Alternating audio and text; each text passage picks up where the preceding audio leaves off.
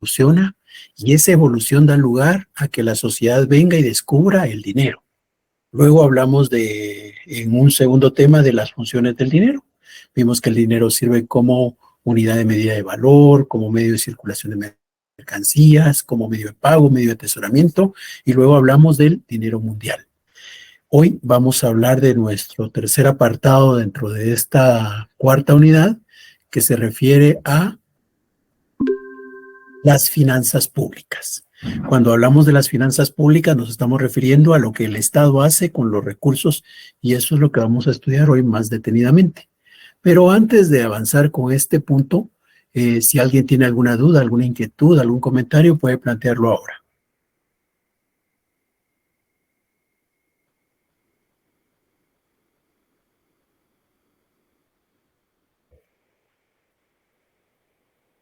Bien, si no hay ninguna inquietud, vamos a avanzar con las finanzas públicas y para eso me voy a apoyar en una presentación.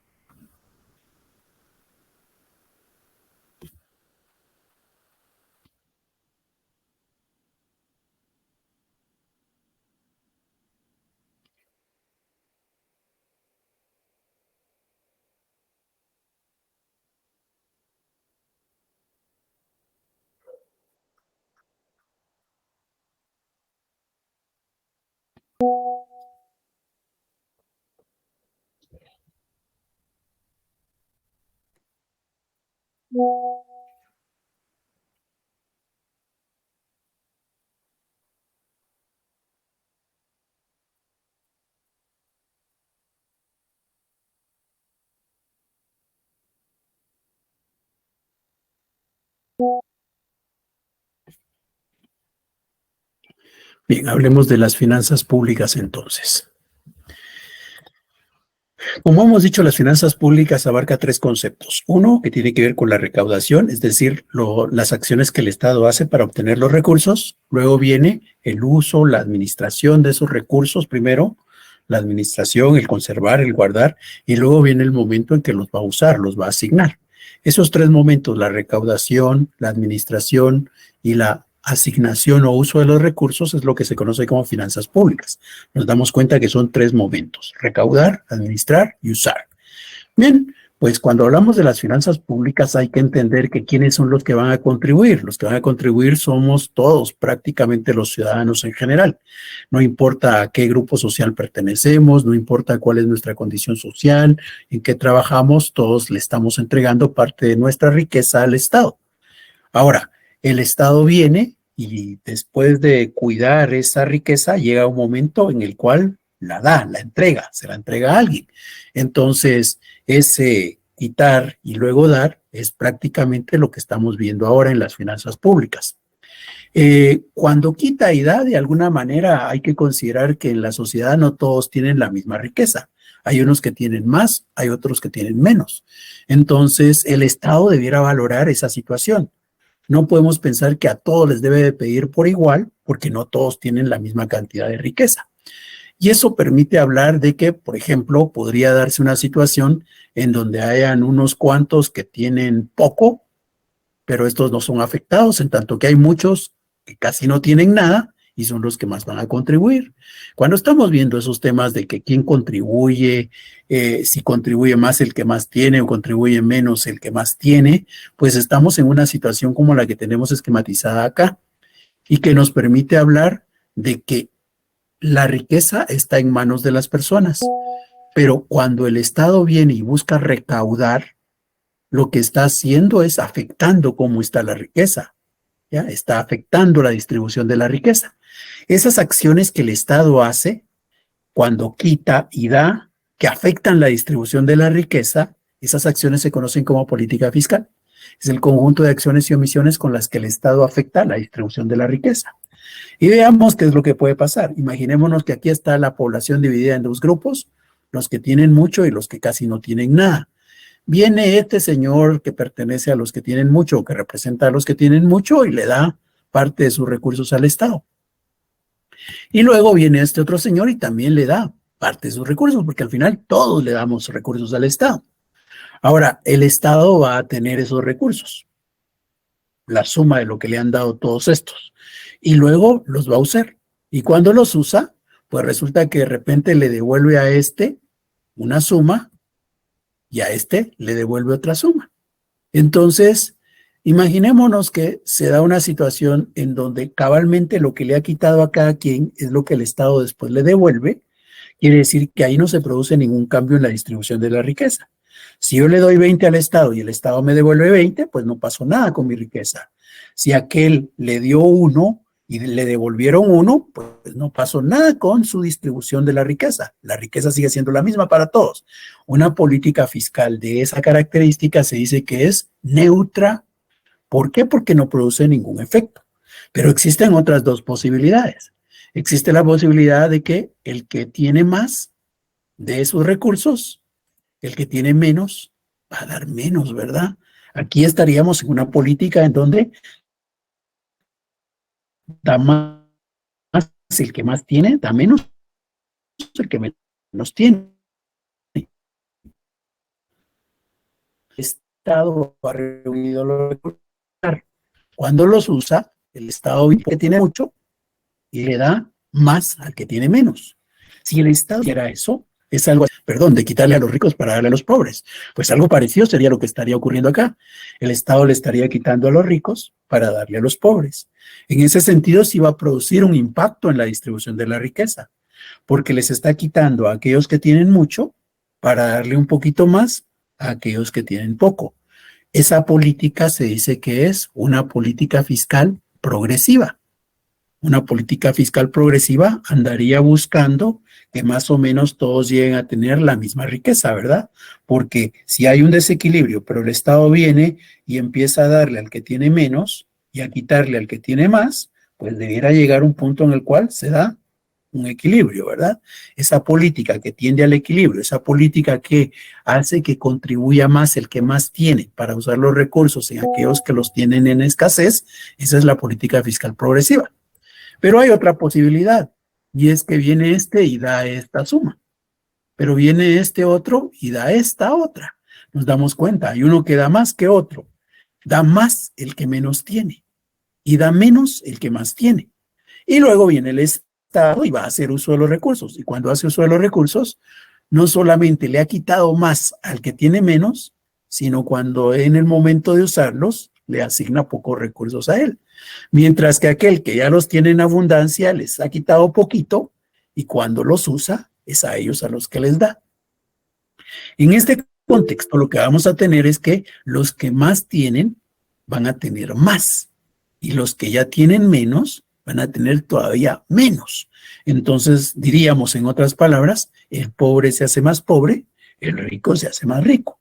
Una política fiscal como esta se conoce como una política fiscal regresiva. Entonces hemos visto que hay tres políticas, ¿verdad? Y que estas son prácticamente neutra, equilibrada, neutra, regresiva y progresiva. Estas tres políticas, al final de cuentas, resultan de esas acciones que el Estado realiza acá. Bien, ahora hablemos de un instrumento importante en esto de quitar y de dar. Y ese instrumento importante se llama presupuesto público. El presupuesto público ya es un instrumento de política fiscal, es un instrumento en donde van a estar contenidas esas acciones de dar y de recibir. Veamos esto del presupuesto público entonces. ¿El presupuesto qué es? El presupuesto es una estimación, es una expectativa de lo que podría pasar. Así como tenemos en esta imagen, ¿verdad? Hay una persona que piensa en irse a los Estados Unidos, ¿verdad? Y sueña con que va a estar recibiendo dólares, que va a estar disfrutando de la vida. Pero eso es lo que sueña, eso es lo que cree que va a pasar, esos son sus presupuestos. Pero la realidad muchas veces resulta ser otra, ¿verdad? Hay una diferencia entre lo que es la expectativa y lo que es la realidad. Pues igual ocurre acá cuando hablamos del presupuesto. El presupuesto es una estimación de lo que nosotros creemos que podríamos recibir, de lo que creemos que podríamos hacer, lo que podríamos usar. No es lo que realmente necesariamente va a pasar.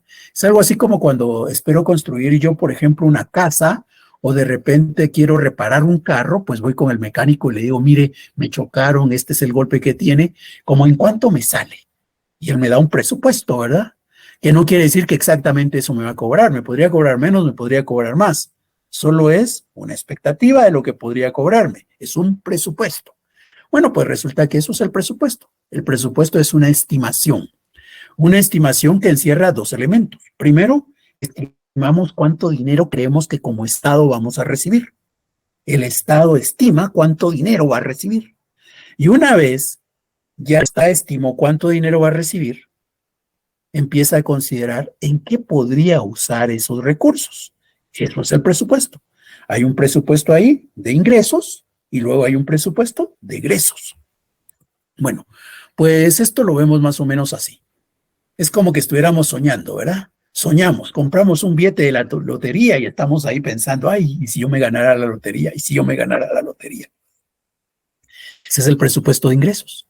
Si te ganaras el millón de quetzales, ¿qué harías con él? Si yo me ganara el millón de quetzales, presupuesto de ingresos. Si me ganara el millón de quetzales, pues me compraría una casa, me compraría un carro, me compraría una computadora. Eso es el presupuesto de egresos. Se dan cuenta, ni una ni otra cosa existe. Las dos son puras expectativas, creencia de lo que puede ocurrir, esperanza de lo que puede ocurrir. En los ingresos, yo solo tengo el billete de lotería y estoy soñando que me la gano, estoy pensando que me la voy a ganar. Presupuesto de ingresos, estimando lo que podría pasar en los ingresos. Y luego vengo y digo, ¿y si de verdad llegara a recibir eso, en qué lo gastaría? Y empiezo a decir todo lo que haría con ese dinero. Pero ni existe el dinero como un ingreso y por tanto tampoco puede existir el gasto, ¿verdad? El ingreso. Pero así es el presupuesto. El presupuesto de ingresos y egresos tiene esos dos elementos, ingresos y egresos, y los dos son una expectativa, son un pronóstico, son lo que esperamos que ocurre, son una estimación. En el caso de Guatemala existe un proceso para formular el presupuesto. Este presupuesto consta de 8 fases. Estas 8 fases se llevan prácticamente más de un año en su realización. La primera fase es la de la planificación, luego viene la fase de la formulación. ¿Qué ocurre en estas dos fases? Digamos que cada una de las entidades del Estado, ahí por febrero o marzo, empieza a elaborar su presupuesto. Empieza a decir cuánto dinero cree que podría recibir y en qué podría gastarlo. Pero eso lo hace cada una de las dependencias del Estado. Lo hace cada ministerio, cada dirección del ministerio, cada dependencia hace su presupuesto. Y luego lo juntan por ministerio, por secretaría, por entidad autónoma o descentralizada.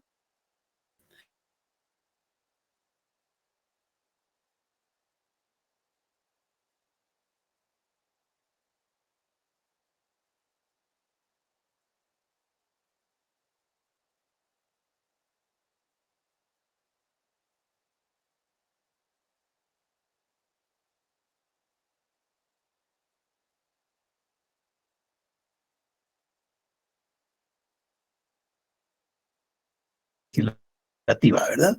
Hay una iniciativa de ley, la cual se somete a 3 momentos de discusión. Después de la discusión viene la aprobación. Bueno, pues todo ese camino que ustedes han estudiado en Derecho para la formulación de una ley es el que se sigue también para el presupuesto. Como hemos dicho, las entidades del Estado probablemente en este momento están preparando su proyecto de presupuesto. En junio lo van a tener que entregar al Ministerio de Finanzas.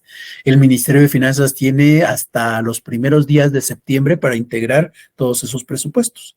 Y en la primera semana de septiembre llega el ministro al Congreso de la República a presentar ese proyecto.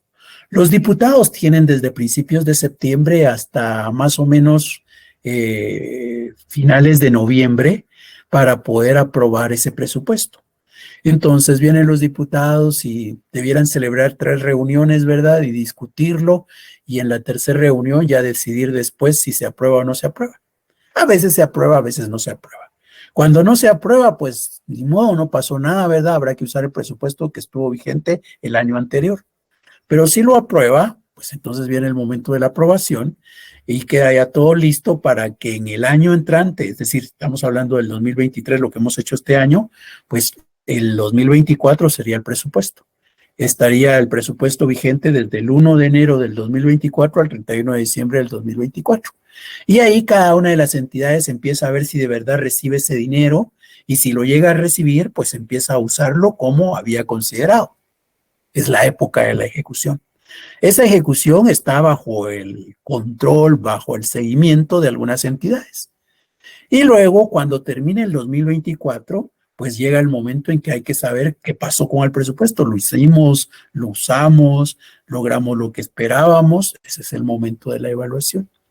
En los 3 meses siguientes, allá por enero, febrero y marzo del 2025, pues se va a tener que presentar la liquidación del presupuesto. Ahí va a participar la Contraloría General de Cuentas y le va a rendir un informe al Congreso de la República para que conozca sobre esa liquidación, sobre esa rendición de cuentas de lo que pasó con el presupuesto. Digamos, esas son las 8 fases que encierra el presupuesto de conformidad con la ley orgánica del presupuesto en Guatemala.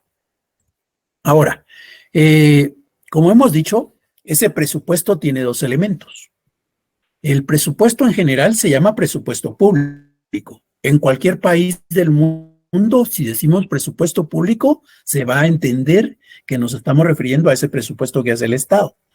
Pero cada país le da un nombre distinto, que tiene relación con lo que hemos dicho. En el caso de Guatemala, por ejemplo, nosotros lo llamamos en nuestra Constitución Política de la República Presupuesto General de Ingresos y Egresos del Estado. Ya el nombre que le damos en Guatemala, ¿verdad? Presupuesto General de Ingresos y Egresos del Estado, nos está marcando que tiene 2 componentes. Por un lado los ingresos, por el otro lado los egresos. Veamos qué hay por el lado de los ingresos. Los ingresos se dice que hay de 2 tipos. Hay ingresos que son corrientes, ingresos que son de capital. ¿Qué diferencia hay entre los ingresos corrientes y los ingresos de capital? Los ingresos corrientes tienen esta característica. Se van a presentar durante todos los años. Un ejemplo es, el caso de los ingresos que percibe el Estado, por ejemplo, cuando pagamos impuesto al valor agregado, cuando pagamos IVA. El IVA desde 1983, el Estado de Guatemala lo ha estado recibiendo, año a año. Llegamos ahora al 2023 y el Estado lo está recibiendo. Vamos a ir al 24, al 2025, al 2026 y seguramente el Estado lo sigue recibiendo. Eso es corriente. Lo que se presenta durante todos los ejercicios fiscales se conoce como ingresos corrientes. Pero hay ingresos que no son corrientes, hay ingresos que son de capital, hay ingresos que resulta que no se presentan todos los ejercicios fiscales, sino solamente uno o algunos. Esos son ingresos de capital. Esos son ingresos extraordinarios. Por ejemplo, cuando en su momento vino el gobierno de Guatemala y dijo, vamos a vender una de nuestras empresas, pues vendió la empresa y recibió dinero, ¿verdad? Es un ingreso. Pero ese ingreso no quiere decir que, ay, como la vendió este año, también seguramente el año entrante le van a pagar y el año que sigue también. No, solamente cuando vendimos la empresa, pues recibimos como Estado ese dinero, de ahí a no más. Entonces ese es un ingreso de capital. También podríamos verlo como en el caso de donaciones, por ejemplo, que al Estado de Guatemala le hayan entregado una suma de dinero en este año por parte de Taiwán, por ejemplo. No quiere decir, ay, que como nos dio este año Taiwán, seguramente el año entrante también. Y después en el 25 y en el 26 también. No, hoy nos dio, pero ahora no nos va a dar otra vez. Podría ocurrir, pero no es necesario. Esos son ingresos de capital, ingresos que normalmente tienen que ver con los bienes de capital del Estado. ¿Alguna duda, alguna inquietud?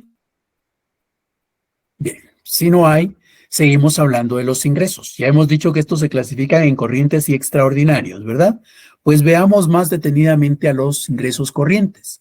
Los ingresos corrientes se clasifican en tributarios y no tributarios. ¿Cuál es la diferencia entre los ingresos tributarios y los no tributarios? Bueno, pues aquí lo que tenemos es que la diferencia está en que en los tributarios el Estado está investido de un poder especial. Como está investido de un poder especial, viene y me quita mi dinero, me quita mi riqueza y no está comprometido a darme nada a cambio. Yo le doy parte de mi riqueza. El Estado me quita parte de mi riqueza y yo no estoy obligado a pedirle nada a cambio, ni el Estado a darme algo en cambio.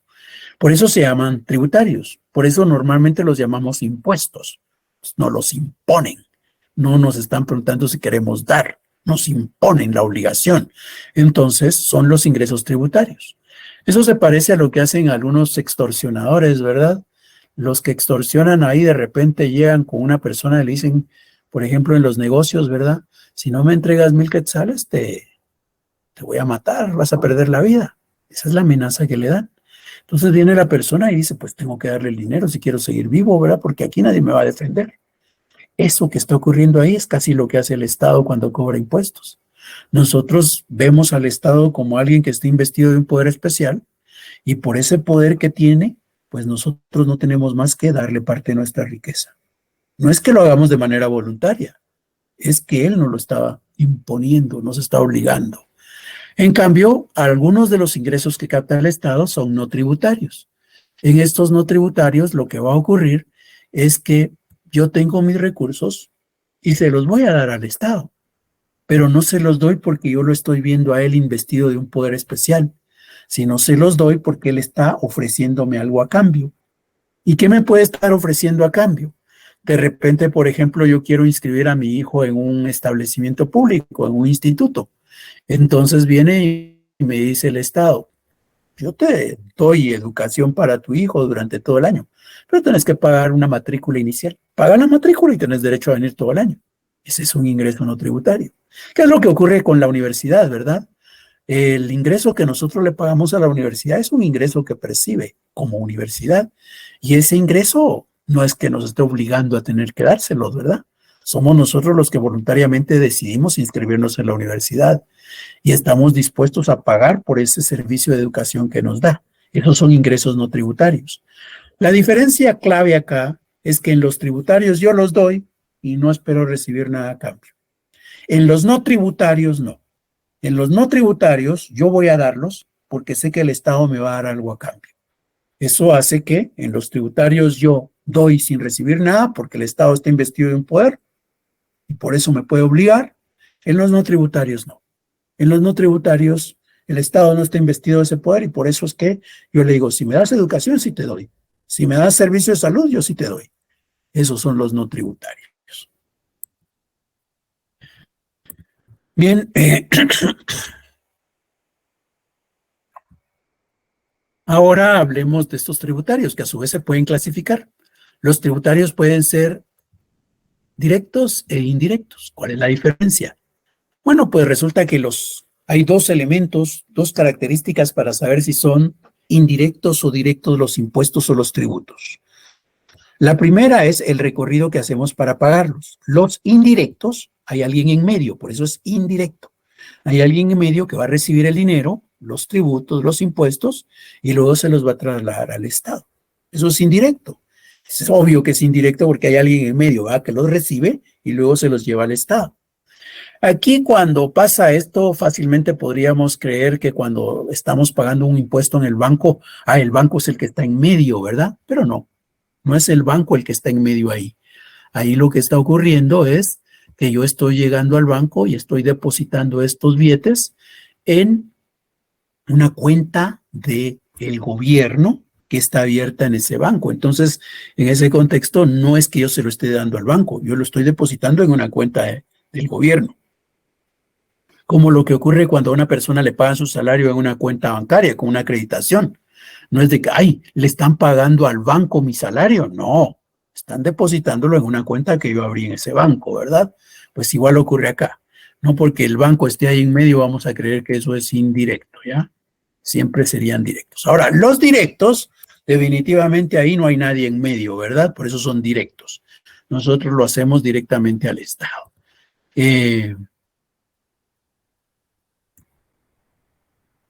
¿Qué otra cosa tenemos acá? Bueno, pues resulta que el segundo criterio, ¿verdad? Este es el camino que seguimos para pagarlos. O sea, el segundo criterio, para poder saber si son indirectos o directos, tiene que ver con lo que se grava. Y esta es la diferencia más importante. Si alguna vez tenemos duda para saber si un impuesto es directo o indirecto y estamos tomando únicamente el camino que seguimos para pagarlo como criterio, pues lo que tenemos que hacer es acudir a este segundo criterio, porque este segundo criterio es el más claro, es el más determinante. ¿Qué dice este segundo criterio? Dice, por lo que se grava. Los impuestos indirectos son los que van a gravar, ¿qué? Van a gravar el consumo, van a gravar el gasto. Eso es lo que grava. Entonces, siempre que yo esté pagando impuestos por consumir, siempre que esté pagando impuestos por pagar, por gastar, entonces estoy ante un impuesto indirecto. Por ejemplo, cuando compramos un restaurante de comida rápida, pues ahí estamos pagando impuesto. Pero ese impuesto lo pago por haber comprado. Si no hubiera comprado, no pago. Cuando yo voy a un supermercado, como en la figura esta, también, pues, cuando paso a la caja, pago el impuesto. Y lo pago porque compro. Si no compro, no pago. Si no consumo, no pago. Esos son los impuestos indirectos. Ahora, los directos no. Los directos se van a establecer en función del patrimonio que tenga la persona. Entonces, estos los va a pagar la persona si tiene patrimonio. Si no tiene patrimonio, no paga. Entonces, por ejemplo, existe un impuesto sobre inmuebles. El impuesto sobre inmuebles lo paga el que tenga inmuebles. Si yo nunca he comprado una casa, no soy dueño de un terreno, no voy a pagar nada de impuesto sobre inmuebles. Si yo tengo un predio, pues voy a pagar impuesto. Si yo tengo una pequeña casita en un área marginal, voy a pagar este impuesto. Si yo tengo una casa en la zona 10, bastante grande, hasta con piscina, pues seguramente voy a pagar este impuesto y voy a pagar más que lo que paga aquel señor que tiene la casita en el área marginal. Estos impuestos se pagan en función del patrimonio. Igual, existe el impuesto sobre circulación de vehículos. El impuesto sobre circulación de vehículos también se paga en función de los vehículos. Si yo nunca he comprado un vehículo, ni siquiera una moto, ni siquiera una bicicleta, pues seguro que no voy a pagar ni un centavo en cuanto a impuestos directos en este caso. Pero si yo tengo un pequeño carrito viejito desde hace como 20 años, pues para poder circular tendré que pagar ese impuesto por tener carrito.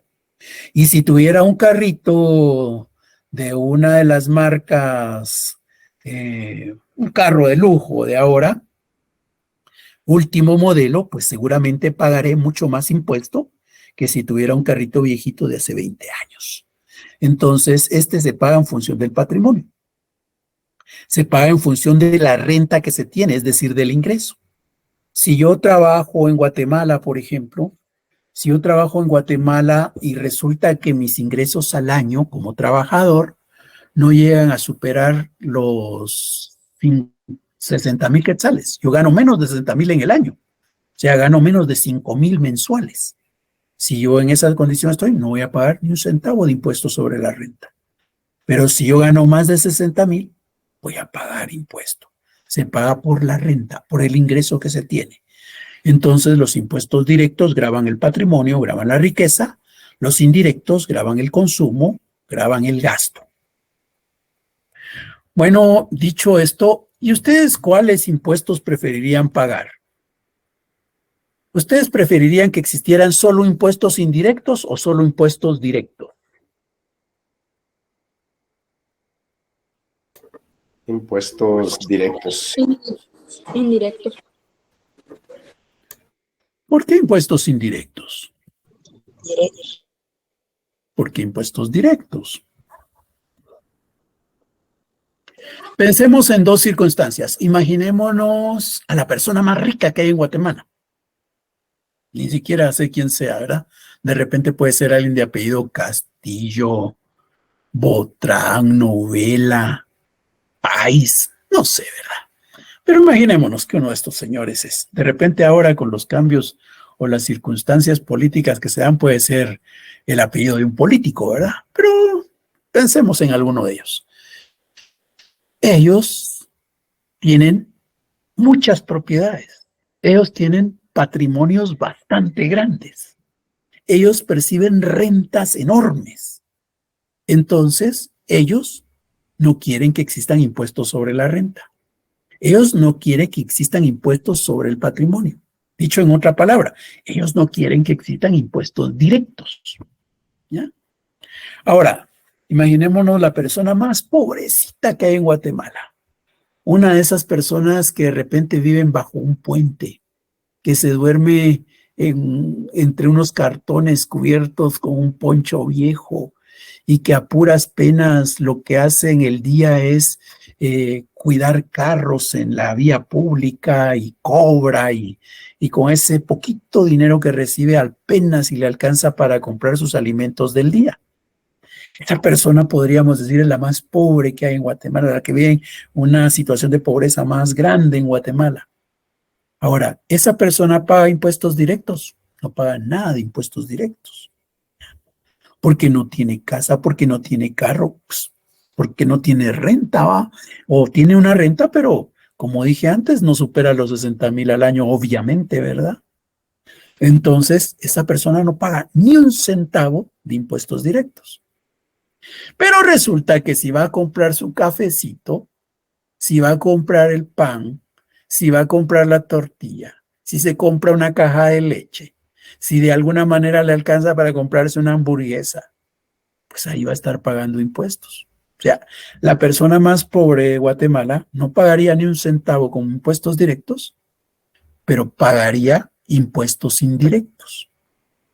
Entonces, esta persona o los que tienen características como ella van a decir, no debieran existir los impuestos indirectos, debieran existir los directos. Así es este mundo. Las personas que tienen abundancia de riqueza no quieren que existan los impuestos directos. Las personas que tenemos riqueza limitada preferimos que existan impuestos directos que indirectos. Depende de qué grupo social es al que pertenezco, voy a preferir unos u otros impuestos. Y aquí tengo la situación, ¿verdad? A veces puede ser que unos pesen más que otros. En este ejemplo, ¿verdad? Los indirectos se nota que pesan más porque en este sube y baja han logrado, el peso de los indirectos es tan grande que ha levantado al de los directos, ¿verdad?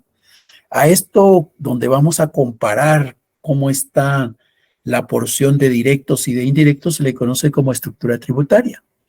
La estructura tributaria nos muestra cómo están distribuidos los ingresos tributarios entre directos e indirectos. Si hay unos más o hay otros menos, o quiénes son más y quiénes son menos. La estructura tributaria tiene tres posibilidades. Hay una de que estén exactamente igual. La mitad de los ingresos tributarios son directos, la mitad son indirectos. Si la estructura tributaria fuera así, se dice que es una estructura tributaria neutra o equilibrada. Pero existen otras dos opciones, obviamente, ¿verdad? Una es que los directos pesen más. Si los directos pesan más, esta estructura tributaria es progresiva. En cambio, si los indirectos son los que pesan más, la estructura tributaria es regresiva. En Guatemala paga más el que menos tiene. Entonces, si así es, ¿qué estructura tributaria tenemos? ¿Progresiva, neutra o regresiva?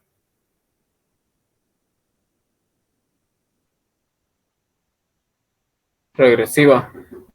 En Guatemala la estructura tributaria es regresiva. En Guatemala casi que no se paga impuestos por la riqueza que se tiene, se paga impuestos por el consumo, por el gasto, por las compras. Y eso hace que paguemos más los que menos tenemos comparado con la porción que pagan los que más tienen. Otra cuestión más, otro concepto más relacionado con esto de los ingresos es la carga tributaria. La carga tributaria lo que hace es compararnos dos elementos, los ingresos tributarios y el PIB. El PIB, ¿se recuerdan ustedes? Es la producción de la economía. Entonces, dividimos los ingresos tributarios dentro del PIB y lo multiplicamos por 100, nos da un porcentaje. La carga tributaria nos dice qué porcentaje del PIB es el que recibe el Estado como ingresos tributarios. La carga tributaria en Guatemala, por ejemplo, durante muchos años ha estado en alrededor del 10%. Eso quiere decir que de todo lo que produce Guatemala, el PIB, el 10% llega a las arcas del Estado. La carga tributaria en Guatemala es del 10%. Ahora, ¿es bueno tener una carga tributaria del 10% o es malo? Aquí habrá que considerar lo que ocurre con otras economías. Por ejemplo, economías como las de los Países Bajos, allá en Europa, economías como la de Suecia, Holanda, tienen características de que la carga tributaria llega a ser de hasta el 60%. ¿Qué quiere decir eso? Quiere decir que aquel europeo, digamos que son quetzales, ¿verdad? Aquel europeo por cada quetzal que recibe, 60 centavos se los da al Estado. Mientras que nosotros aquí en Guatemala, por cada quetzal que recibimos, 10 centavos le damos al Estado. Nos quedamos con 90 centavos.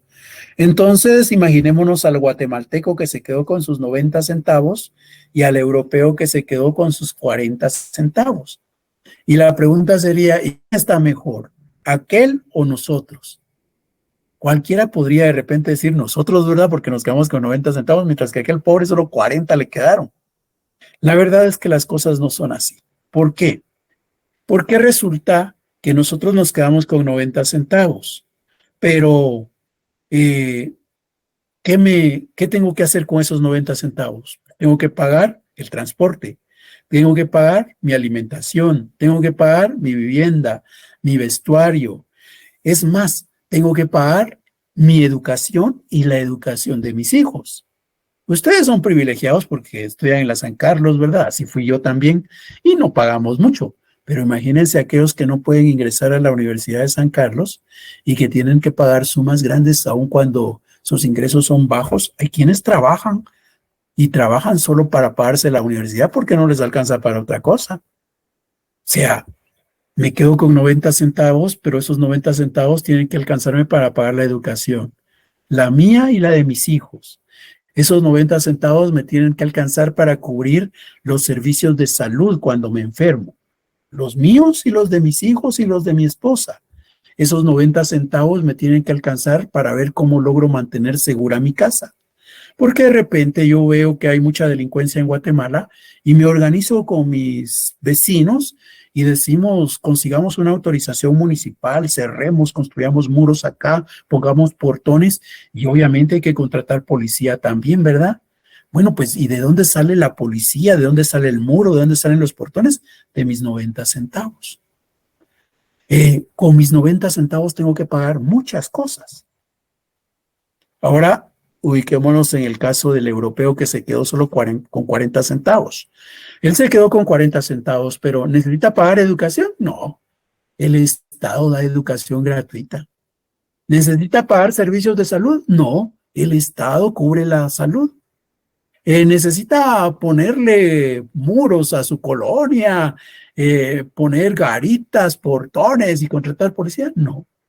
Y el Estado está dándole la seguridad ciudadana. Y entonces, ¿para qué usa esos 40 centavos?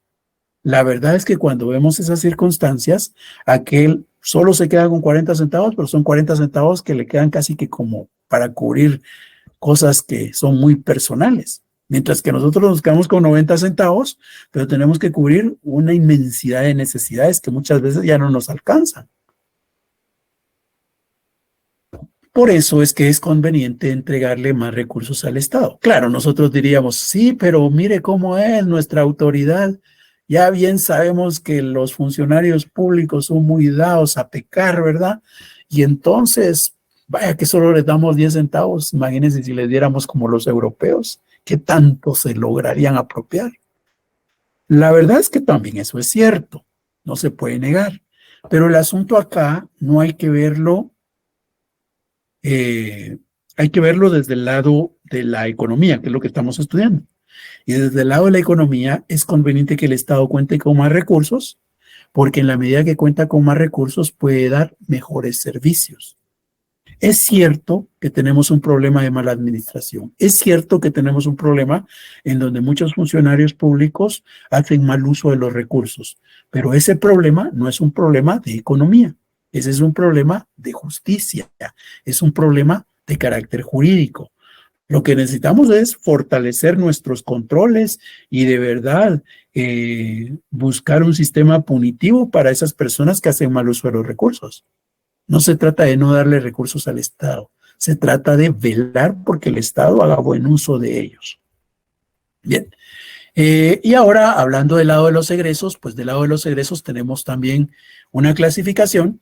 Estos son gastos de funcionamiento y gastos de inversión. ¿Qué diferencia hay? Realmente gastos de funcionamiento son los únicos que son gastos. La inversión no es un gasto.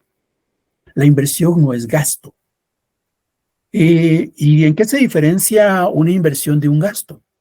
Los dos son egresos, ¿ya? Los dos son egresos, pero no los dos son gastos. Egresos son los dos, pero gasto solo los de funcionamiento. Digamos que los gastos de funcionamiento son aquellas erogaciones que hace el Estado para lograr el mantenimiento de la institución. Por ejemplo, imaginémonos en un hospital. ¿Qué se necesita para que el hospital opere? Pues se necesita pagarle a los médicos, a las enfermeras, a la recepcionista, al guardia. Necesitamos pagar agua, pagar luz, ¿verdad? Porque sin luz no funciona el hospital, sin agua no funciona. Pues todo eso que hay que hacer son gastos de funcionamiento. Esos pagos son gastos de funcionamiento. Ahora, ¿qué hace la inversión? La inversión lo que hace es fortalecer, ampliar la capacidad que tiene el Estado de poder prestar servicios. Si yo logro ampliar o mejorar la capacidad del Estado, lo que estoy haciendo son inversiones.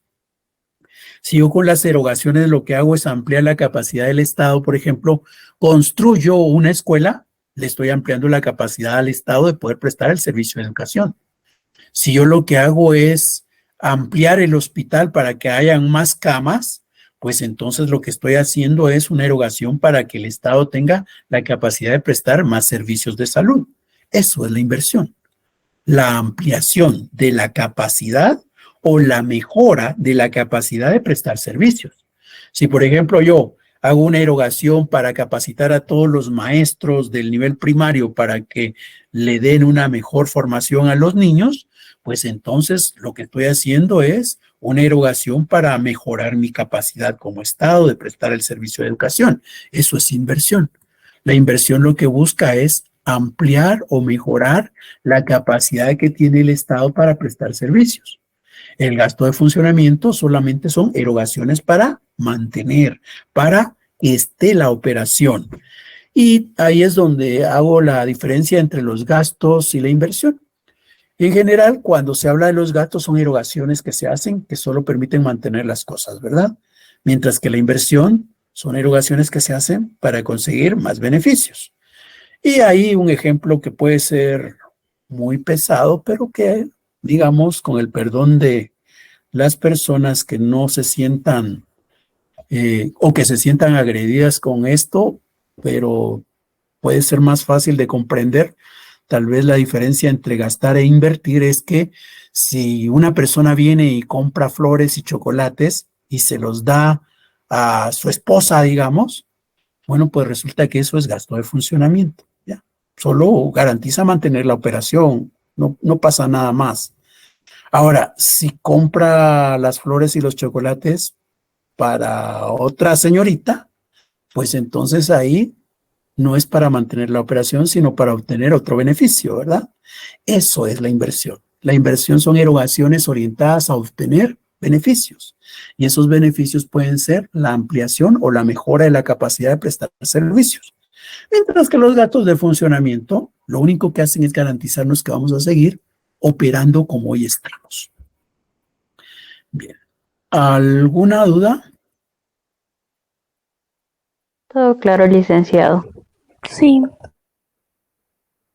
Bien. Licenciado, fíjese que yo no entendí muy bien lo que estaba hablando de lo de las políticas, de la política progresiva, neutra. No le entendí muy bien ese tema. ¿Será que usted me puede, por favor, volver a explicar? Gracias. David, por favor.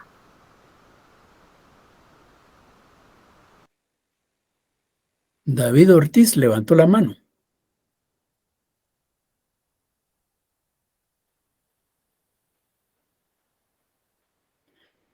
Bien, parece que David solo la activó, pero no era que tuviera nada.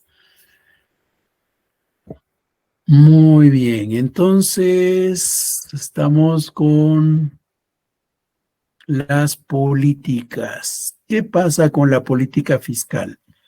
La política fiscal, decíamos, podía tener tres posibilidades.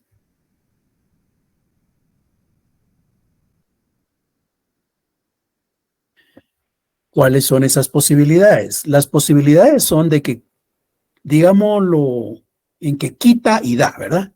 Viene el Estado y quita y luego da. Como el juego de la perinola, ¿verdad? Quita, pon y quita. Bueno, pues igual hace el Estado. Viene el Estado y nos quita. Si nos quita 100 y nos devuelve 100, no pasó nada, ¿verdad? Entonces eso es una política neutra. No pasó nada.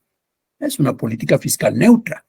Si a todos nos quitó 100 y a todos nos dio 100, no pasó nada. Es una política neutra. Ahora, no todas las personas tenemos lo mismo. Hay unos que tienen más, hay otros que tenemos menos. Así es el sistema. La riqueza no está distribuida de manera equitativa entre todos. Hay unos que tienen mucho y hay otros que tienen poco. Ahora, si el Estado lo que hace es quitarle a los que tienen poco para darles a los que tienen mucho, entonces quiere decir que los pobres se van a volver cada vez más pobres y los ricos se van a volver cada vez más ricos. Esa política fiscal, ¿qué nombre tiene? ¿Alguien que nos ayude? Neutro. Regresiva. Regresiva. Esa política fiscal sería regresiva. No es neutra, porque neutra quiere decir que no pasa nada. Pero en este ejemplo que estoy dando, pues tengo una situación en donde hay desequilibrio. Hay uno que tiene mucho y hay uno que tiene poco. ¿Y qué hace el Estado? Quitarle al que tiene poco. A la gran, tiene menos ahora. ¿Y qué va a hacer con lo que recibió? Dárselo al que tiene más. O sea, este cada vez más alto y este pobrecito cada vez más abajo. Eso es regresivo. ¿Qué sería lo progresivo? Lo progresivo es ir achicando las diferencias. Entonces, en lo progresivo, ¿qué voy a hacer? Le voy a quitar al que tiene mucho para darle al que tiene poco. Entonces, le quito al que tiene mucho y le doy al que tiene poco. Eso es progresivo. Y son las tres políticas o las tres formas que puede presentar la política fiscal. La política fiscal puede ser una política fiscal neutra, una progresiva o una regresiva. Sí, Edgar. Licenciado, buenas noches. Disculpe, solo no sería tan amable de ponerla para que tenga la captura de la política fiscal regresiva, que esa no me dio tiempo de tomarle captura, disculpe.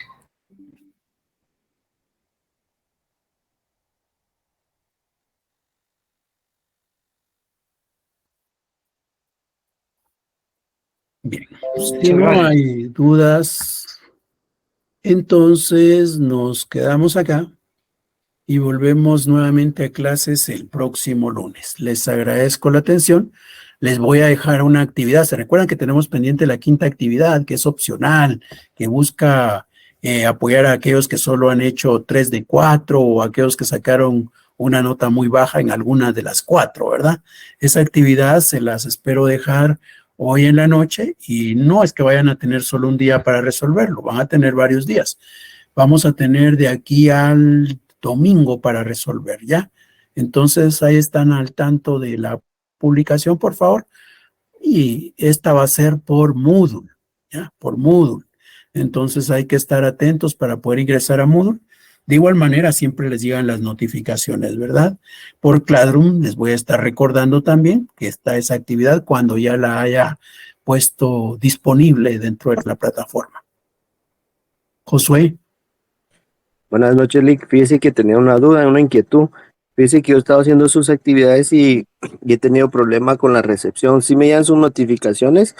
Hice la actividad, la entregué, pero me aparece sin entregar. No sé por qué razón me aparece así de esa manera, Lick. Perdón la inquietud. Eso no es problema. Lo que ocurre es que Classroom no está vinculado a los formularios. Por eso, cuando ustedes cumplen con el formulario, no necesariamente en Classroom se actualiza. Ustedes pueden darle el marcar ahí como entregada la tarea, pero igual, no afecta, no importa si en Classroom aparece como entregada o no entregada. Aquí lo que cuenta es que hayan recibido la notificación de la calificación. Si recibieron la notificación, eso es lo que va a aparecer registrado cuando se haga la publicación correspondiente. Ahora, es posible que alguien no haya recibido notificación. Ocurre porque hay personas que se equivocan en su dirección, porque a la dirección que ustedes consideran en el formulario es a la que yo les notifico la calificación. Hay personas que tienen sus direcciones así meras extrañas. Ustedes por ahí hay una persona donde son más números que letras su dirección y de plano, ¿verdad? Son tantos sus números que escribe que más de alguno se equivocó. Entonces, cuando yo le mando la notificación, me regresa al correo porque no logra encontrar ese buzón, porque definitivamente su dirección tiene un error, ¿verdad? Casos como este son los que hacen que algunas personas no reciban su notificación. Pero no se preocupen que estaríamos en el fin de semana ya colocando las tablitas ahí donde van a aparecer las calificaciones de todas las actividades. Gracias, Lick, le agradezco su respuesta. Para servirle.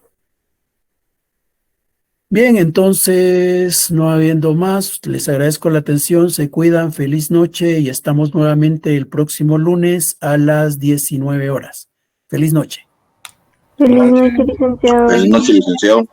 Buenas noches, licenciado. Igualmente. Sí, mucho, Lick.